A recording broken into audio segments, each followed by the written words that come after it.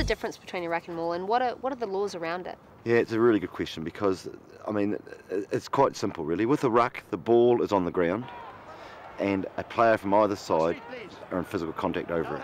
And that then constitutes a ruck. And everything, until that ball is cleared from that area, we referee the laws of the ruck.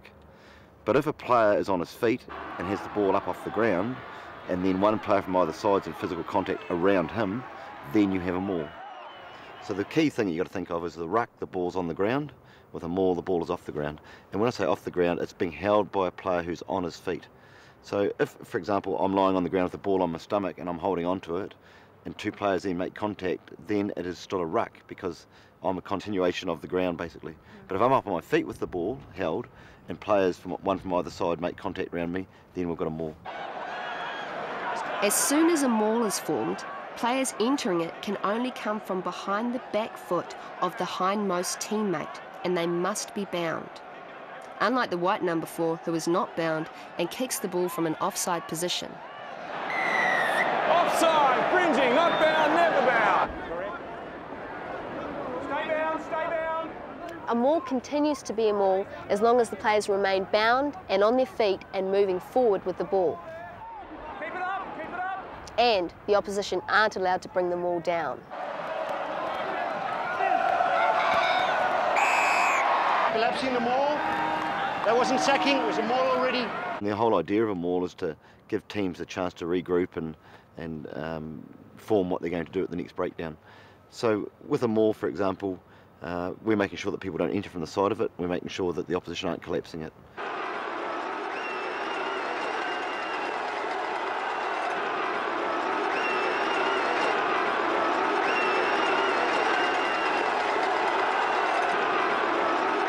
With a ruck, we're making sure that that players stay on their feet, that the ball does come back without hands going in to scrape it back.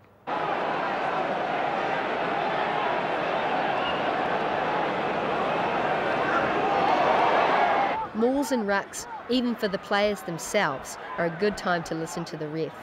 It's a maul, it's a maul. It's a ruck. Refs talk and call quite a bit these days, like to the players and, you know, calling players to get back. Why is this done? Well, I think the important thing of that it's the new era of communication. People pay big money now to come and watch rugby. They don't come to watch us blow a whistle and give penalties. So if we can prevent a penalty from happening or an offence from happening, then I think it's what makes a good referee. Last feet, stay back there. Get back 13, get to the last feet. There you go.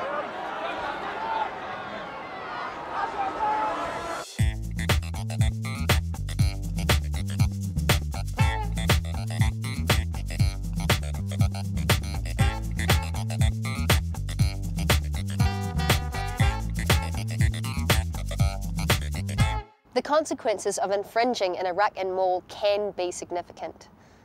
Almost every New Zealander remembers this moment, well into injury time during a fiercely contested Bledisloe Cup match. Good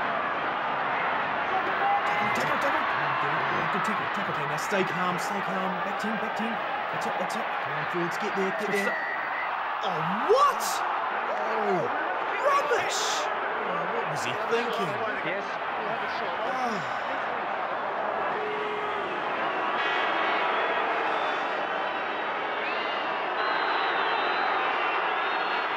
Miss. Ah, it's over. Yeah! It's all right. When we're watching on TV or we're watching at the ground, you know, it's those final minutes that we think, oh no, they gave a penalty away and we've lost the match. That player gave the penalty away, but sometimes it's sort of, you know, it's all the penalties sort of leading up to it within the 80 minutes that probably are just as important, but not so graphic and not so noticeable. Yeah.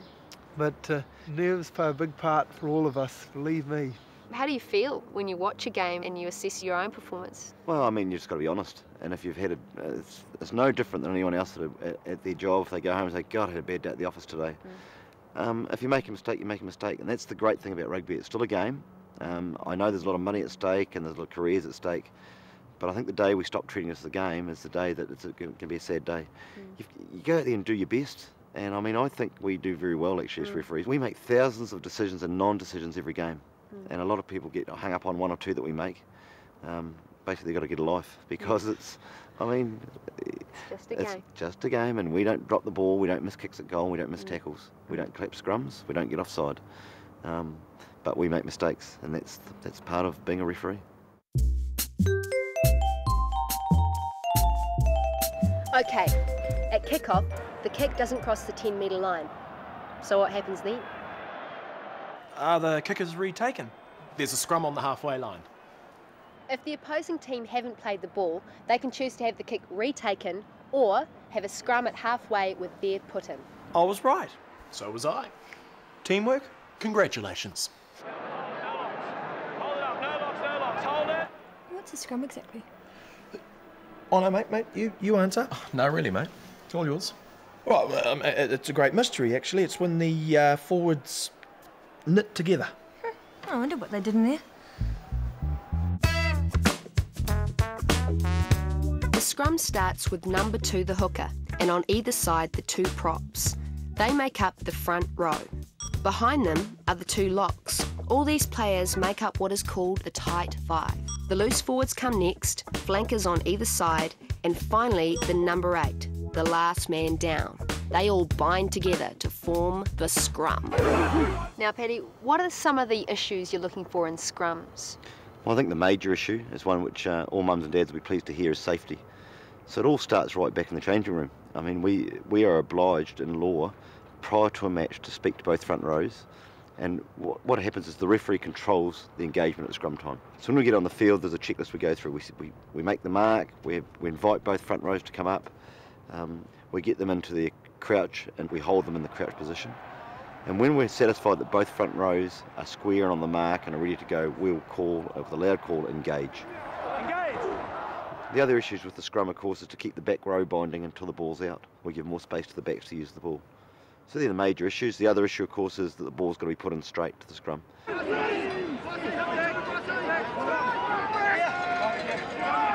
A scrum is a way to restart play after a minor infringement, like when a ball is accidentally knocked on or passed forward. A referee will also award a scrum when the ball seems unplayable, when neither team is moving forward, or if there is any danger to the players. If the ball becomes unplayable inside a maul, the team that took the ball into the maul loses possession. Turnover time. It was on stop for a long time. Yellow ball.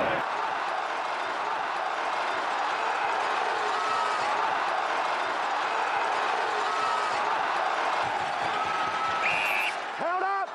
If the ball is held up in the in-goal area, then play is restarted with a scrum on the 5-metre line. Another situation where a 5-metre scrum is awarded is where a player carries the ball back and forces it in goal.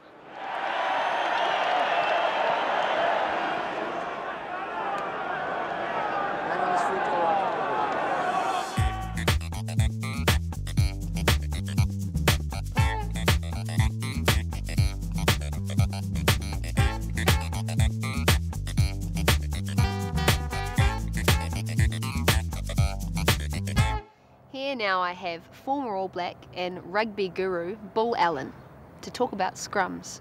Why is it important to get the scrum right? With a scrum, I mean, you might at a training session, you might put down 50, 60, 70 scrums just to get the timing. So the hit in a scrum is probably one of the most crucial parts. And once you engage, if you get the edge, because what the hooker does is he taps the shoulder of the prop, and that's when the halfback knows to put the ball in. So if you can get that initial hit, even if it's only 6 inches, if you can get the hit and just slightly knock the opposition forward pack off their feet, you know, you're halfway there. Here we see blue have got the feed to the scrum. Just keep an eye on the white prop on this side.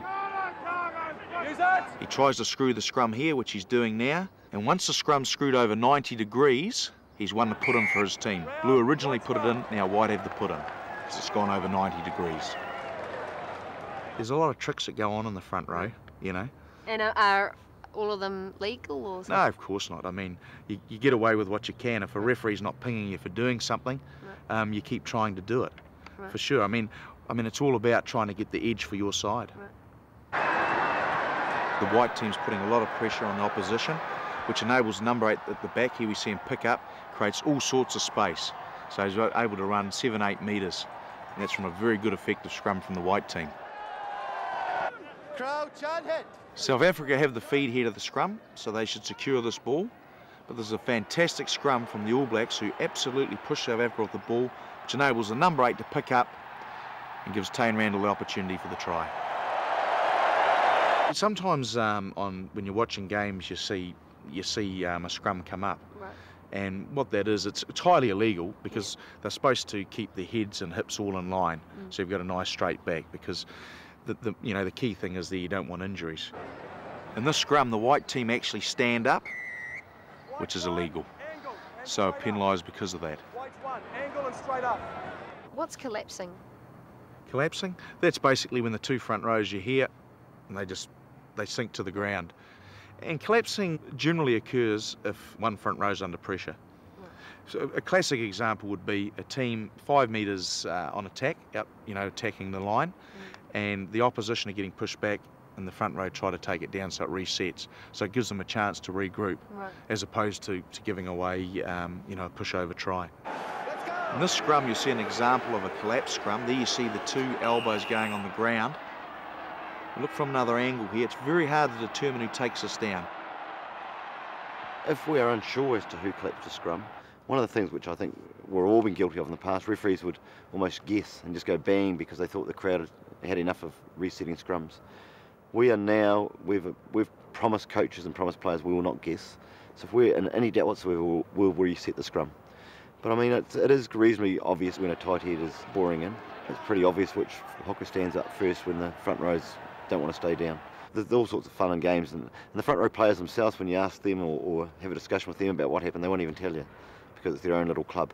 Right. But I mean, I think we're getting a lot more accurate now at scrum time than we were perhaps in the last few years. And when technically is the ball out of the scrum? The ball's out when it's past the foot of the number 8. I mean, there's a saying, it's when the bird can pop on it, then the ball's out. And it's anyone's? And it's anyone's. Right. The halfback puts his hands on the ball to clear it, then it's deemed to be out as well. The white team are feeding the ball here into the scrum, and what happens, the ball pops out the side. Ball's out, play on. The black halfback picks it up, creates the turnover here, and of course it's hard to scramble back in defence when you're expecting to win the ball, so the black team get it wide and go in the corner through Roger Randall. Very casually, I might add.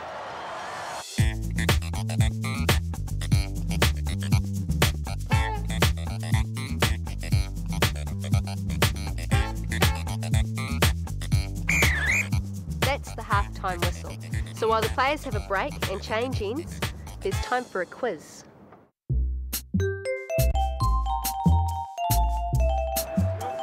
Is this pass okay?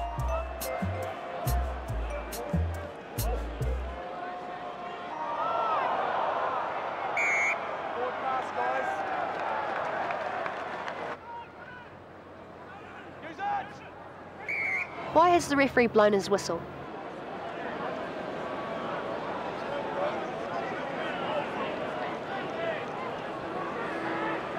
As he goes, white scrum. Test your refereeing skills on this one. Is this an infringement? And if so, what?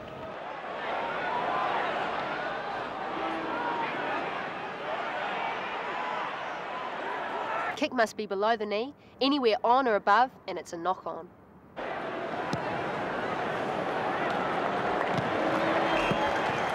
Whenever the ball goes into touch, play normally restarts with a line out.